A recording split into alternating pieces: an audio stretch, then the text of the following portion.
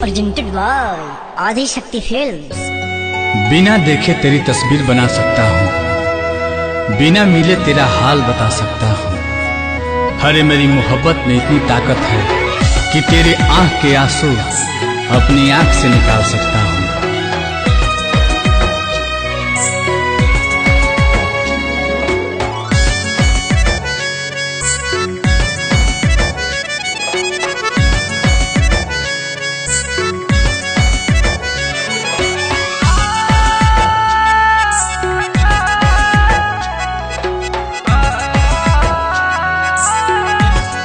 बिछड़ के कोपल तोह से जियल बाटे गवारा हो, कह कैसे उमर भरला सनम करब गुजारा हो। रोता दिल बेचारा होई प्यार ना दोबारा होई प्यार ना दोबारा होई प्यार ना दोबारा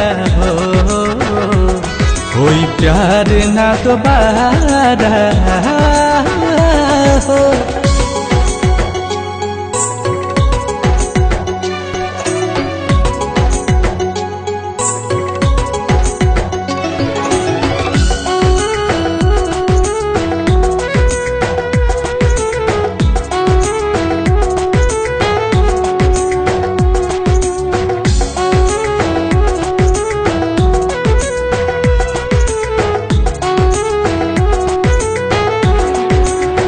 रूह दिल के ई बगिया अब कबो आबाद ना होई।